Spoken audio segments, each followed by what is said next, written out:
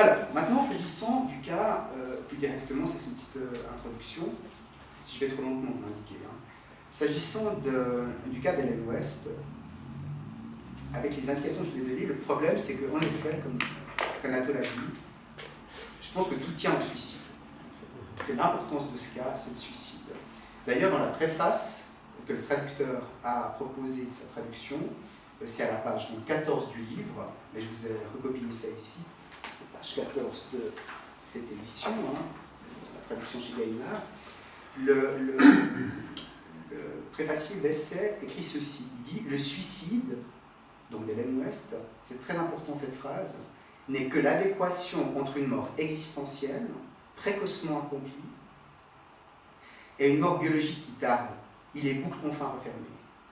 Alors, si on s'arrête sur cette phrase, mort existentielle, mort biologique, on a exactement le point sur lequel on peut voir la manière dont Binswanger va intervenir dans le champ de la psychiatrie. C'est-à-dire qu'il faut distinguer fermement l'expérience, je prends l'idée de la mort ici, hein, l'expérience humaine de la mort et de la naissance, être jeté dans le monde, ce que Heidegger appelait le Geworfenheit, c'est-à-dire l'être jeté sans l'avoir demandé dans le monde, et la limite de la liberté.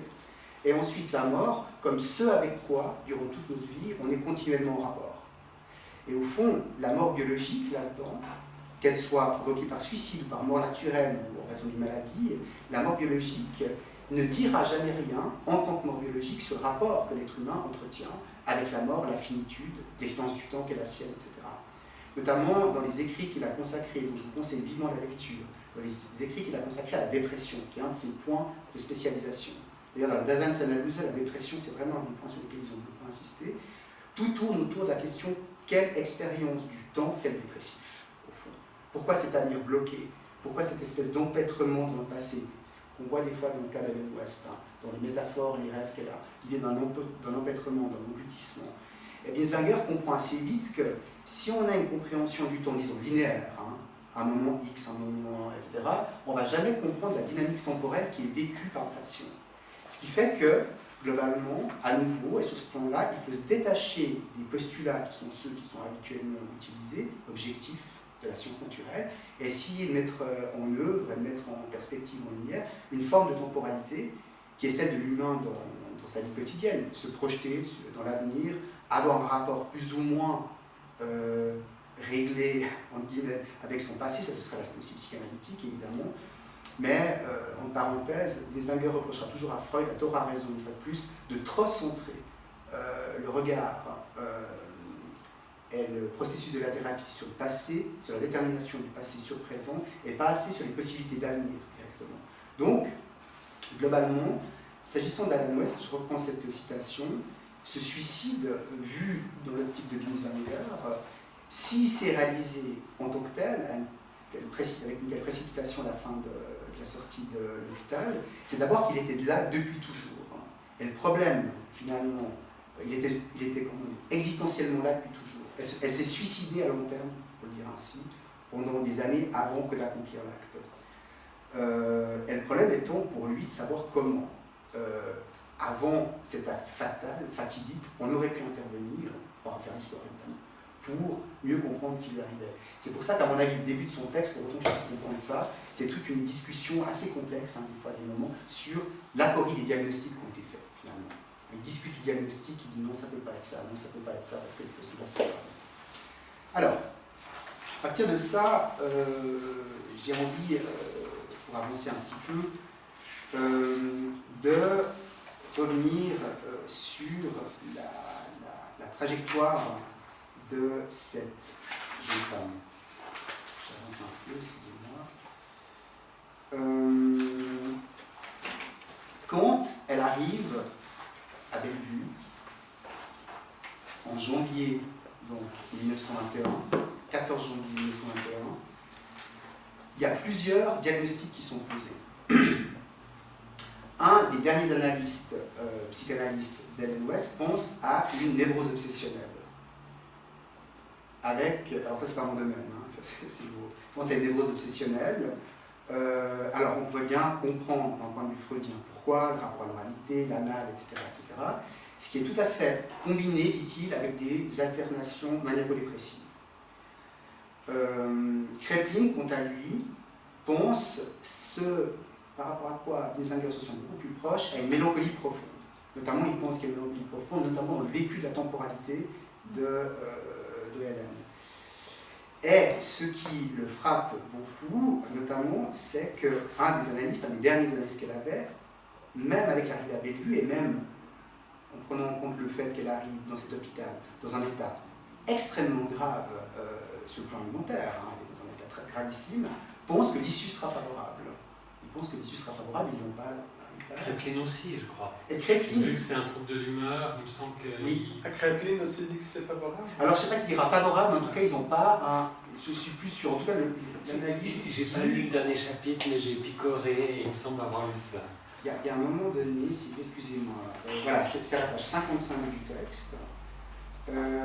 C'est le deuxième paragraphe de la page 55, donc c'est Binswanger qui écrit. Le second analyste s'exprime dans son exposé détaillé quant au fait qu'il s'agit chez la patiente d'une grave névrose obsessionnelle combinée avec des alternations maniaco-dépressives. Il est convaincu que la patiente se trouve sur la voie de la guérison. Point d'exclamation. Oui, là, il y a un côté même ironique. Il se moque presque de ce deuxième analyste parce qu'elle était presque mourante et il dit qu'elle était dans la voie de la guérison. D'ailleurs, Binswanger, il préfère nettement le premier analyste. Oui, il préfère le premier. Il était beaucoup plus en effet de doute, puis il se sent, alors il y a une proximité de formation, il se sent malgré tout plus proche de Kraepelin. Mais disons qu'il y a... Oui. Alors, le point d'exclamation, j'ai réfléchi sur ce point d'exclamation, parce qu'évidemment, il est aussi facile à faire. Elle arrive dans un état catastrophique, mais, comme je vous le disais, comme le texte est écrit après le suicide, il y a aussi... C'est plus facile de se moquer de mettre le point d'exclamation, évidemment, à la fin de la phrase. On fait des meilleures prédictions après coup. Après coup, c'est ça. J'ai le passage, c'est la page 215. Donc, les altérations de l'humeur, schizophrénie ou troubles maniaco-dépressifs, point d'interrogation. Nous avons entendu dire que Kraepelin décrivait le tableau que présentait Hélène West à l'époque de sa consultation comme une mélancolie et donc observait ce cas comme relevant d'un trouble maniaco-dépressif et qu'il posait un pronostic de phase quad. C'est un pronostic quant aux chances de survie du malade tout à fait favorable. Alors, parenthèse, je me demande si la question diagnostique, c'est pas aussi un justificatif de laisser rentrer cette patiente qui va se suicider. Mais c'est peut-être mon côté un peu politique, polémique, je sais pas. Oui, mais la guérison, ça dépend de quel point de vue on voit, hein, bien sûr. Je vais tordre un peu. Quand on meurt, on est guéri. Donc, il y a quelque chose... Il y a quelque chose... Il y a du sens, mais aussi... Oui, mais c'est-à-dire l'érotisation qu'elle avait de la mort, qui nous semblait un peu évidente, donc une espèce de extase vis-à-vis de ça, et cette représentation qu'elle avait, elle, de la mort, faisait penser que plus on s'approche de la mort, plus on atteint son but, donc son projet de vie était la mort. Donc c'est très difficile hein, pour un thérapeute de voir à ce point de vue-là. Mais si son projet de vie était ça, c'est-à-dire qu'elle est en voie de guérison, bien sûr, je pense que ce n'était pas le sens qu'il pouvait donner à ça. Mais...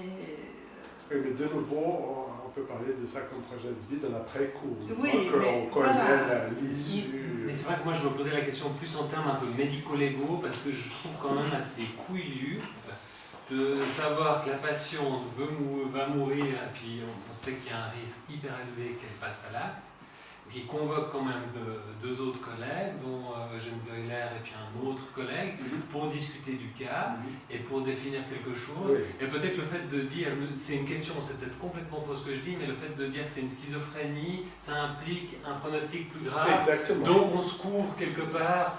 Là, on est déjà dans une discussion finale. Je pense qu'il va nous parler maintenant justement du cas. Mais c'est le problème de la mort et la médecine. De l'évolution de cas. C'est la mort, la médecine et la psychiatrie.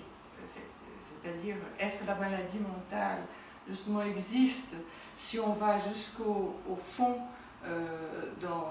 puisqu'il n'y a pas de marqueur, hein, donc, dans la maladie mentale, c'est-à-dire du point de vue médical.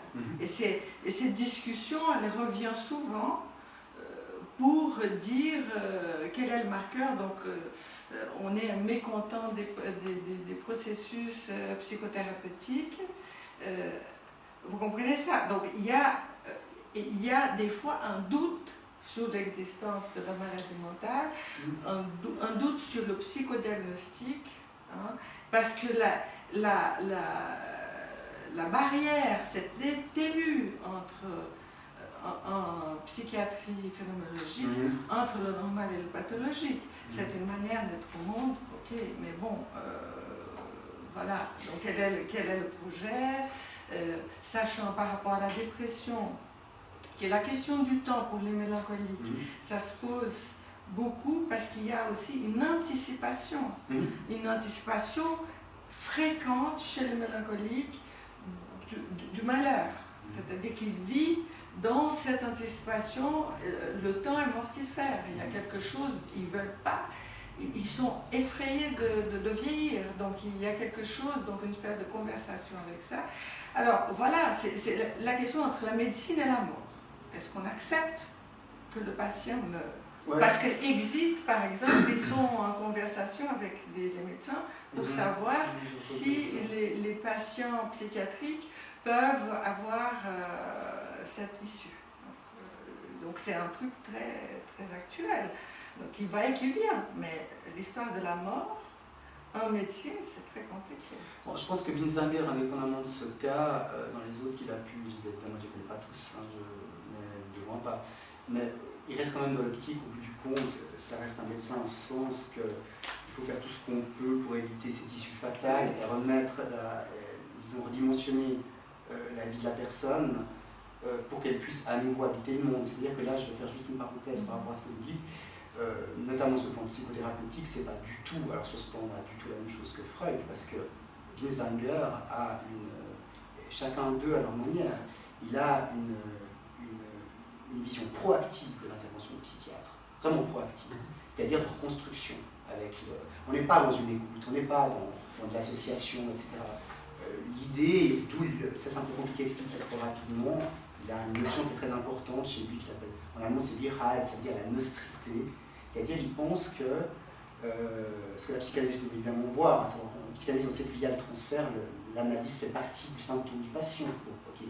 Simplement, là, c'est autre chose que faire partie du symptôme du patient, c'est l'idée que, notamment dans certains cas, il faut une intervention, et une intervention qui vise à une reconstruction avec le patient, mais reconstruction qui implique notamment, autant que ce soit possible, de rentrer dans la structure de son délire, dans la structure de son vécu temporel, dans la structure notamment s'agissant d'Ellen West, de cette hantise de grossir. Bon, hantise de grossir dont on pourrait se dire immédiatement, évidemment, bon, alors ça peut être un symptôme d'une grossesse non désirée, enfin, on peut très vite aller dans un ensemble d'associations qui ne va pas rejeter, mais donc il va se dire que si on les suit continuellement avec un certain automatisme, on risque de passer peut-être à côté de ce qui arrive véritablement au patient. Donc, d'où sont aussi chez lui, à mon avis, avec réussite ou non réussite, un souci incroyable de la singularité. À qui j'ai affaire, au fond. D'abord, il n'irait pas tellement à un mélancolique qu'une personne qui souffre elle recourt à la phénoménologie, c'est d'abord un recours à une méthode descriptive. C'est-à-dire, plutôt que d'appliquer, même à bon escient, des catégories déjà constituées sur un cas qu'on verrait, essayer de voir à partir de la personne qui parle, comment on peut réinterroger les catégories qu'on avait jusqu'à les mettre en cause. C'est une espèce de mouvement, j'ai l'impression, un peu de dialogique entre le psychiatre et le patient, pour ce que j'en entends, où le patient même va interroger le médecin sur ses propres interprétations d'une certaine manière. Mais je pense que c'est important de dire par rapport à la psychanalyse telle qu'on la conçoit habituellement, par rapport notamment à la dépression, cette idée au fond très active de la part du médecin, de reconstruire avec le patient